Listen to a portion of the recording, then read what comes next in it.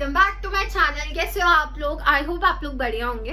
जो आज की वीडियो है इसमें हम लोग बात करेंगे कि कॉमर्स क्या होता है। एंड कॉमर्स को स्टार्ट करने से पहले एक बार ही हम लोग रिवाइज कर लेते हैं कि हमने पिछली वीडियो में क्या पढ़ा था। तो मैंने आपको बताया था जो बिजनेस एक्टिविटीज है वो आपकी दो तरीके से आप क्लासिफाई कर सकते हो।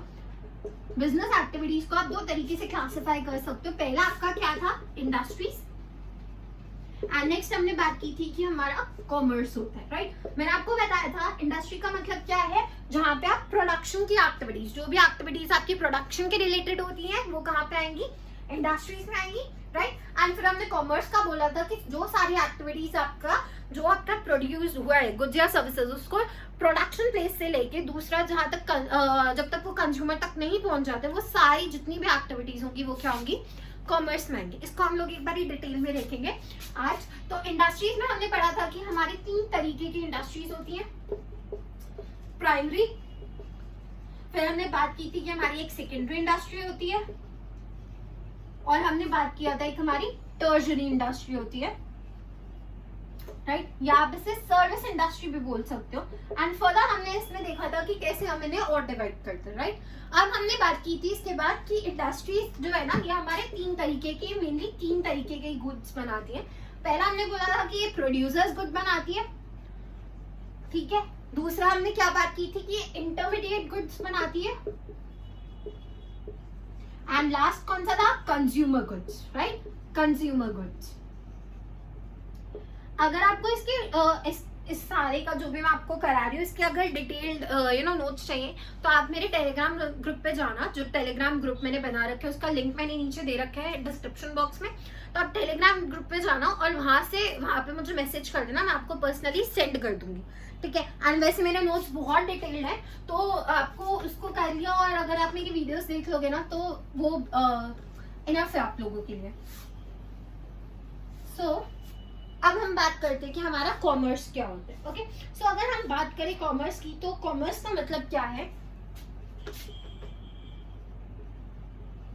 कॉमर्स का मतलब है वो सारी एक्टिविटीज जो आप अंडरटेक कर रहे हो to transport the goods from one place to another place. और वो प्लेसेस कौन सी है? From the production place to the consumer place. आपकी जितनी भी एक्टिविटीज हो रही है वो सारी किसके अंदर आती है? कॉमर्स के अंदर।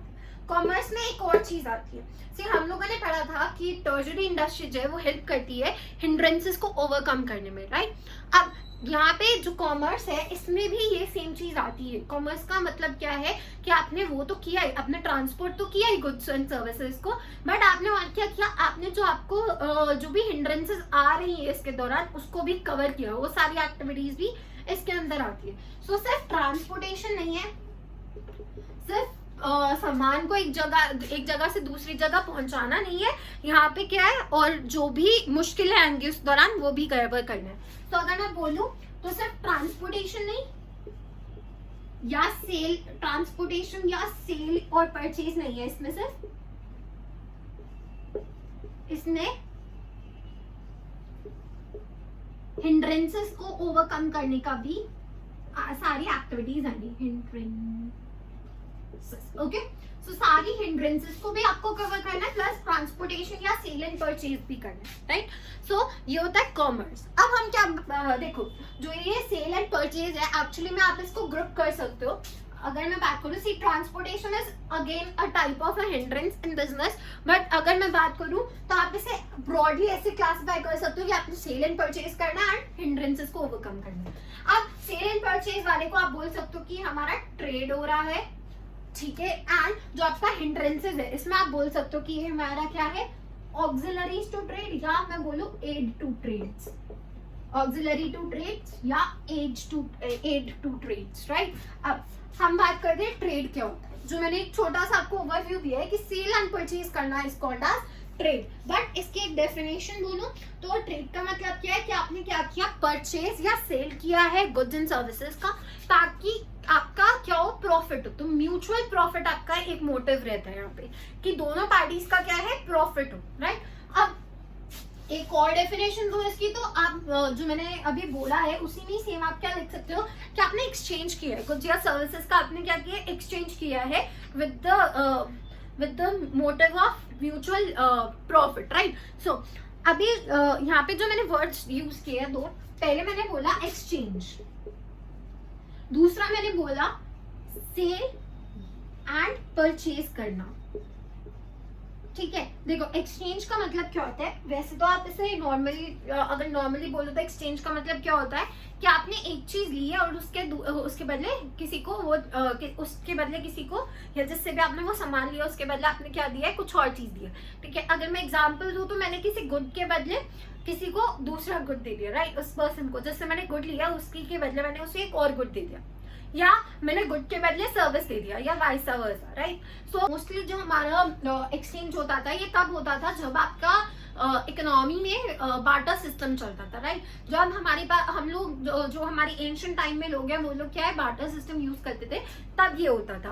अब हम बात करते हैं नेक्स्ट हमारी कि सेल एंड परचेज। ये तो आपको पता है कि सेल एंड परचेज क्या है, आपने किसी से गुड्स या सर्विसेज लिया और उसके बदले आपने क्या है, पैसे दिए हैं एंड उसको आगे फर्दर सेल करते हैं, राइट। परचेज एंड सेल या सेल या परचेज। देन अगर हम बात करें हमारा ट्रेड का, तो हमारे ट्रेड दो तरीके से डिवाइड हो सकते हैं।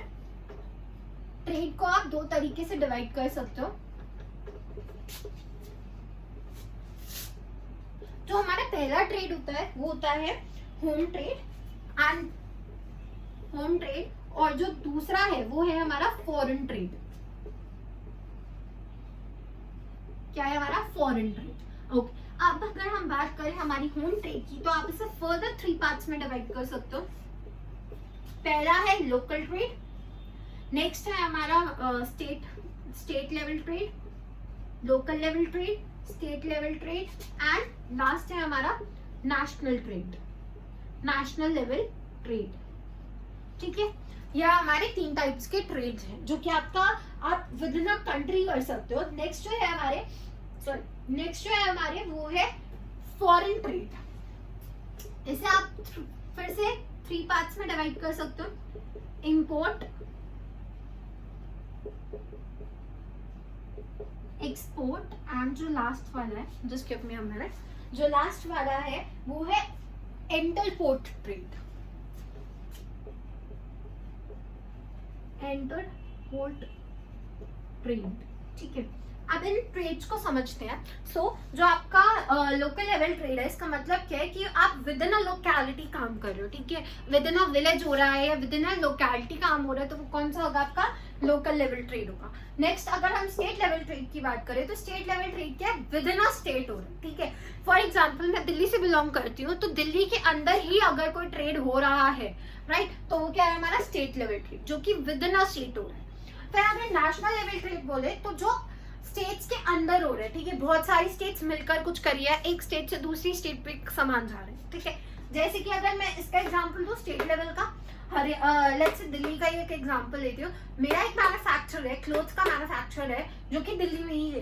ठीक है, लेट्स से ओके, वो दिल्ली में ही काम करता है, एंड मैंने भी अपना जो है क्लोथ्स की एक शॉप खोली है, वो भी दिल्ली में ही खोली है, किसी जगह में दिल्ली में ही खोली है। तो अब क्या है, मैं अगर उससे कुछ भी सामान ले रही हूँ तो वो क्या होगा, मेरा स्टेट लेवल होगा, राइट। और अगर मैं नेशनल लेवल की बात करूँ तो नेशनल लेवल कब होगा, लेट्स से मैं पंजाब से सामान मंगा रही हूँ दिल्ली, तो वो क्या हो जाएगा, मेरा नेशनल लेवल ट्रेड हो जाएगा, राइट। तो और लोकल लेवल क्या होगा, जब मैंने लेट्स से कि हम लेट्स से एक विलेज है, तो विलेज के अंदर ही अगर कुछ भी ट्रेड वगैरह हो रहा है ना, तो वो क्या हो जाएगा, लोकल लेवल हो जाएगा। तो लोकल लेवल में बेसिकली क्या आएंगे, विलेजेस हो गए, या आपने एक विद इन अ लोकेलिटी काम स्टार्ट किया है। कोई अगर आपने कहीं पे आप किसी लोकेलिटी में रहते हो या किसी सोसाइटी में रहते हो, आपने वहाँ पे एक छोटा सा बिजनेस स्टार्ट किया, वहीं पे ही वो है, वो वहाँ से और आगे नहीं जाओ, मतलब बहुत स्मॉल लेवल है आपकी, वो विद इन दैट बाउंड्री ही है, छोटी सी बाउंड्री के अंदर ही है, तो वो क्या हो जाएगा, लोकल लेवल। बट अगर वो आपका ऑल ओवर स्टेट में काम हो रहा है, दिल्ली में वो दिल्ली में सारा काम चल रहा है, तो वो क्या हो जाएगा, स्टेट लेवल। नेशनल लेवल क्या हो जाएगा, दिल्ली से हरियाणा भेजना, दिल्ली से जलंधर भेजना, या दिल्ली से कहीं और भेजना, वो सारा क्या हो जाएगा, नेशनल लेवल ट्रेड हो जाएगा।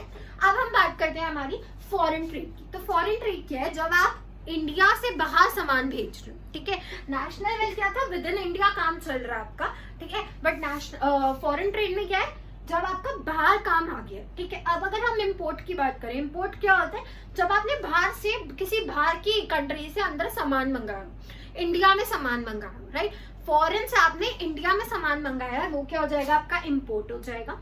एक्सपोर्ट क्या है, जब आप सामान बाहर भेज रहे हो, ठीक है। सो अगर हम इम्पोर्ट की बात करें तो इम्पोर्ट क्या हो गया कि हमने किसी चीज को अंदर मंगाया है, इंडिया में मंगाया है। एंड एक्सपोर्ट क्या होगा कि हमने बाहर भेजा है। फॉर एग्जाम्पल हमारे यहाँ से जो टीज है, जो कॉफी है, ये बहुत ज्यादा बाहर जाती है, राइट।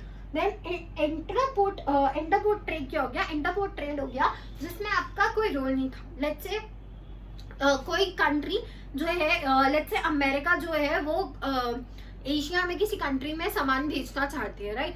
और वो क्या कर रही है कि क्योंकि रूट बहुत लंबा है, तो उसने क्या किया, अमेरिका ने पहले जो सामान है वो डिस्पैच कर दिया, वो इंडिया के रास्ते में आ रहा है, तो इंडिया को बोला कि थोड़े टाइम के लिए तुम अपने पास होल्ड करके रखो एंड फिर आप इसे आगे भेज देना, right. So India is just a mediocre, right. India क्या है, यहाँ पे सिर्फ एक मीडियोकर है। तो जब एक कंट्री दूसरी कंट्री के लिए, बाकी दो कंट्रीज के लिए मीडियोकर की तरह काम करे, तो वो क्या हो गया, आपका इंटरपोर्ट ट्रेड। आपने नहीं मंगाया, आपने बस एज अ मीडियोकर काम किया कि रूट बहुत लंबा है, तो यहाँ पे स्टॉपेज लेके आगे जाएगा, ओके। सो ये क्या होता है, हमारा इंटरपोर्ट ट्रेड। आई गेस ये आपको क्लियर हो गया होगा। अब जो हमारा ये होम ट्रेड है, ये जो है बेसिकली हमारे दो तरीके में होता है, होलसेल ट्रेड या रिटेल ट्रेड। और जो हमारा इम्पोर्ट एंड एक्सपोर्ट जो होगा या इंटरपोर्ट होगा, ये होलसेल में ही होगा, ठीक है। बिकॉज पैसे बहुत लगते हैं, आप अगर इम्पोर्ट या एक्सपोर्ट कर रहे हो ना, तो उसमें बहुत ज्यादा पैसे लगते हैं। एक कंट्री से दूसरी कंट्री में जाने में बहुत पैसे लगते हैं, टैरिफ लगता है, और बहुत सारे अदर जो है ना सेल करने में बहुत सारे अदर टैक्सेस भी लग जाते हैं। अब अगर हम बात करें local level, state level, sorry wholesale trade और रिटेल ट्रेड की, तो होलसेल ट्रेड क्या होता है, जिसमें आप बहुत ज्यादा बल्क में सामान खरीदते हो, वो क्या हो गया, होलसेल ट्रेड। और रिटेल ट्रेड क्या हो गया, जिसमें आपने थोड़ा सा अमाउंट ऑफ जितनी आपकी शॉप पे डिमांड है, आप सिर्फ उतना ही सामान खरीद रहे हो, आप ज्यादा सामान नहीं खरीद रहे हो, ठीक है। तो अगर होलसेल की बात करें तो लेट्स से ये लोग बहुत लार्ज क्वांटिटी में खरीदते हैं, बट रिटेलर कितना खरीदते हैं, उतना ही जितना उनकी कंजम्पशन है, थोड़ी सी कंजम्पशन जो होती है उसी के लिए खरीदते हैं जितनी इनकी डिमांड है इनकी शॉप पे। बट होलसेलर क्या है, बहुत ज्यादा बल्क में सामान खरीदेगा। आई होप ये क्लियर होगा। अब अगर मैं बात करूं कि हमारी ऑक्सिलरीज टू ट्रेड क्या होता है, तो ऑक्सिलरीज टू ट्रेड मैंने आपको बोला कि ऑक्सिलरीज टू ट्रेड क्या है, हमारा एड टू ट्रेड, जो कि हमारी ट्रेड को हेल्प करता है, ठीक है। ऑक्सिलरीज टू ट्रेड, सी इसकी स्पेलिंग गलत हो सकता है, उसके लिए I am really sorry. So auxiliaries to trade भी हमारे फर्दर डिवाइडेड है। तो पहली ऑक्सिलरीज क्या है, ऑक्सिलरी क्या है, मिडलमैन। तो सबसे पहले हमारी ऑक्सिलरी क्या है, मिडलमैन। देन है transportation and communication,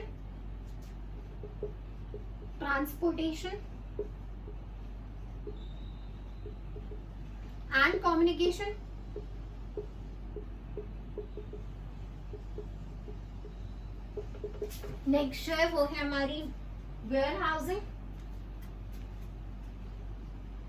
housing, insurance,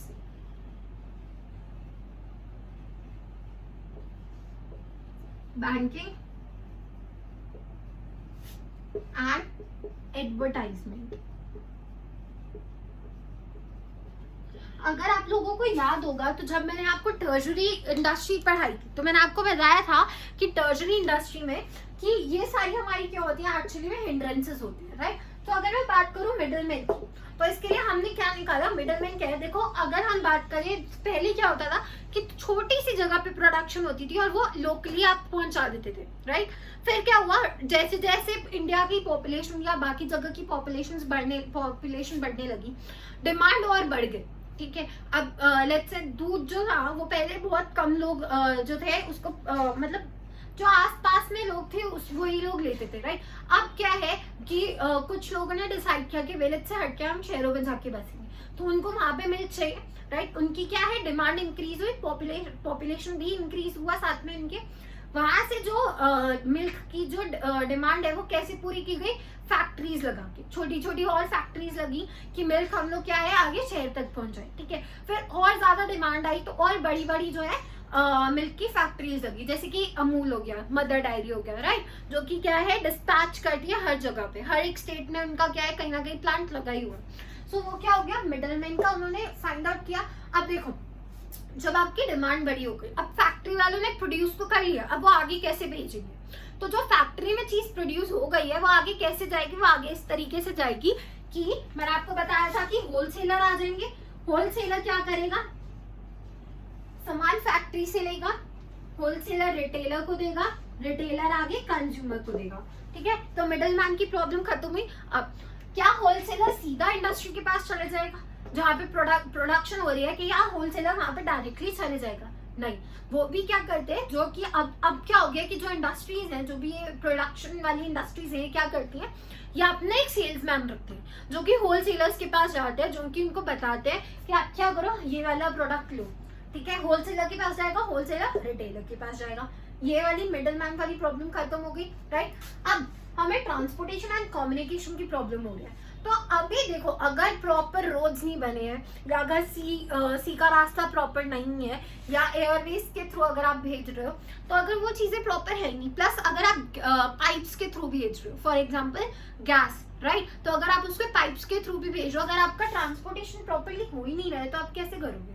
तो आपके ट्रांसपोर्टेशन एंड कम्युनिकेशन के लिए क्या है, आपके रोड्स होना चाहिए, राइट, आपके पास प्रॉपर जो व्हीकल है वो होना चाहिए।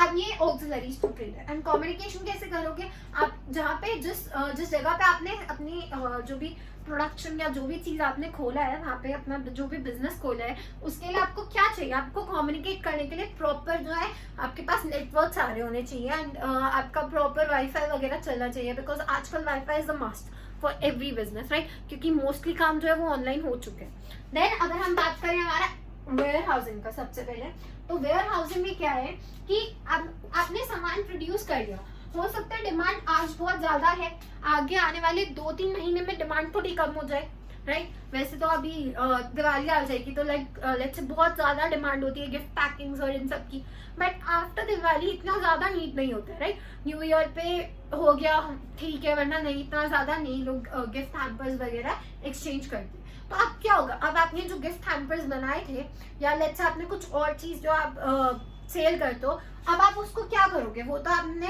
ऑलरेडी प्रोड्यूस करके रख दिया, अगर आप उसको नहीं कहीं पे स्टोर अच्छे से नहीं करोगे तो वो खराब हो जाएंगी, आपका लॉस हो जाएगा, राइट। तो आप क्या करोगे, वेयर हाउसिंग जो होता है, मतलब कि आपने गोडाउन्स ले लिए, राइट। अगर हम बात करें तो क्या यूजुअली गवर्नमेंट क्या करती है, जो ये पल्सेस वगैरह ज्यादा अमाउंट में हो जाते हैं ना, जैसे बहुत ज्यादा अगर इसकी कल्टीवेशन हो गई है, तो क्या होता है इन्हें वेयर हाउस में डाल देते हैं कि एज पर जब नीड होगी आप उसको निकाल के बाकी को दे सकते हो, राइट। सो रैट वगैरह से बचाने के लिए, राइट, हो सकता है कि बाढ़ का आ जाए या कुछ और ड्रॉट ना हो जाए, उसके लिए क्या होता है कि ये जो चीजें हैं ना इनको संभाल के रख ली जाती है, ये जो भी चीजें प्रोड्यूस होती है इन्हें कहीं ना कहीं संभाल के रखा जाता है ताकि ये खराब ना हो, ताकि जब नीड हो, जितनी नीड हो हम उसे उस हिसाब से निकाल सकें। फिर अगर हम बात करें हमारी फोर्थ इंश्योरेंस की, देखो जब आप सामान को एक जगह से दूसरी जगह लेकर जा रहे हो, रिस्क है, चोरी होने का रिस्क है, हो सकता है आपने ट्रक्स में भेजा हो, ट्रक पलट गया, वो खराब हो गया, तो इसके लिए क्या है, रिस्क है, आपको इंश्योरेंस चाहिए, तो आपने क्या किया, इंश्योरेंस पॉलिसीज ली उसके लिए।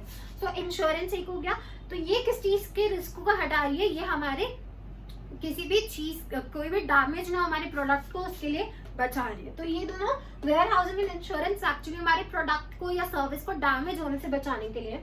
फिर फिफ्थ है बैंकिंग। सी बहुत इंपॉर्टेंट चीज है कि आपके पास आपकी जो आपका काम चल रहा है वो उसके लिए पैसे हो आपके पास, राइट। सो वो कौन प्रोवाइड कर सकता है, बैंकिंग, आपको फंड्स प्रोवाइड करना, या आपको अगर आपका ट्रांजैक्शन करना है तो banking is important, right. Next is advertisement. आपने सब कर लिया, आपका बिजनेस अच्छा चल रहा है, बट वो स्टेबल इनकम पे आ गया, अब आपको क्या चाहिए कि लोगों तक आपका जो है इन्फॉर्मेशन पहुंचे ताकि वो और ज्यादा उसे खरीदे, राइट। तो वो कैसे होगा, आपने एडवर्टाइज करना स्टार्ट कर दिया, आपने डिजिटली एडवर्टाइज किया, आपने टीवी के थ्रू एडवर्टाइज किया, या बाकी किसी और मीडियम के थ्रू एडवर्टाइज किया, right. So advertising is also important. तो कहाँ कैसे आप लोगों तक बात पहुंचाओगे, थ्रू एडवर्टाइजमेंट। ठीक है, अभी ये था हमारा आज कॉमर्स के बारे में। आई होप आपको वीडियो पसंद आई होगी एंड सब कुछ क्लियर होगा जो भी मैंने आज आपको समझाया है। एंड अब आपको मैं नेक्स्ट वीडियो में बताऊंगी कि कैसे हमारा जो इंडिया का जो बिजनेस है वो कैसे होता था, कि हमारा कैसे इंडिया में बिजनेस जो है वो डेवलप किए, कैसे अब जो बिजनेस है इस मॉड्यूल पे हम कैसे पहुंचे। ओके, आई होप वीडियो अच्छी लगी होगी। Please like share and comment. तब तक टेक केयर, बाय बाय।